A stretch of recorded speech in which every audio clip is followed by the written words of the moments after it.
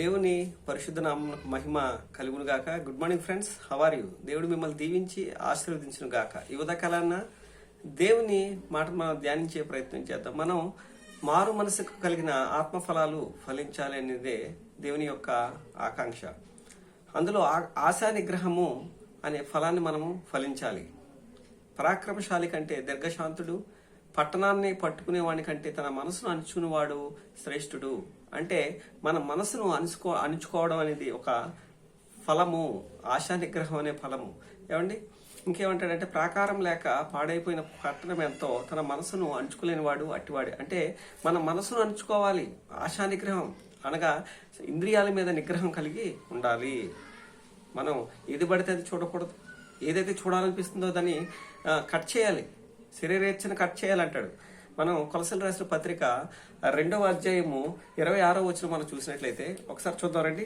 కొలసలు రాసిన పత్రిక 2వ అధ్యాయము 23వ వచనం మనం చూసినట్లయితే అక్కడ ఏం చెప్తాడు? మరి మీరు క్రీస్తునందు మృతి పొందిన వారైతే ఈ లోక సాంప్రదాయాలు కానీ మనుషుల పద్ధతి ఆచారాలు బట్టి మీరు ప్రవర్తించకూడదు.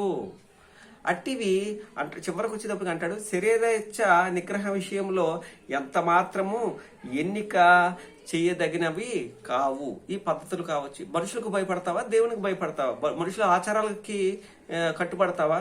పారంపర్య ఆచారాలకు కట్టుబడతావా?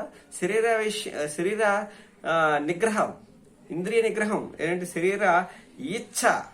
శరీరం ఏం కోరుకూడదంటే తన ఇష్టానుసారమైన కోరికలు గుర్రాలై పరిగెడితే శరీర ఇచ్ఛను మనం అదుపు చేయాలి. కళ్ళెం వేయాలి. వాటికి కళ్ళెం వేయకపోతే మనం చిక్కుల్లో, సమస్యల్లో, బాధల్లో, ఉరుల్లో, కష్టాల్లో పడిపోయే ప్రమాదం ఉంది. కనుక ఏమంటాడంటే శరీరేచ్ఛ నిగ్రహ విషయంలో ఎంత మాత్రము ఎన్నిక చేయదగినవి కావు. ఎందుకంటాడంటే మనుషుల యొక్క పద్ధతులు కావచ్చు, ఆజ్ఞలు కావచ్చు, ఏమంటే ఈ లోక సంబంధమైన విషయాల మీద అవి మనల్ని ప్రభావితం చేస్తాయి.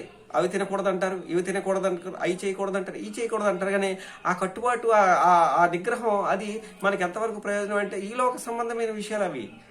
మరి ఆత్మ సంబంధమైన విషయాల్లో మనకి అది కావాలి అంటే, అది ఆత్మ సంబంధమైన విషయాల్లో మనకు కావాలంటే, శరీర ఇచ్చ మనకు చంపాలి అంటే మనకి నిగ్రహము, ఆశా నిగ్రహము, ఏది చేయాలి ఏది చేయకూడదు దేవుడి వాక్యం ద్వారా మనం సరి చేసుకున్నట్లయితే దేవుని వాక్యం ఖచ్చితంగా ఖండితంగా చెప్పింది, ఇది చెయ్యి, ఇది చెయ్యొద్దు.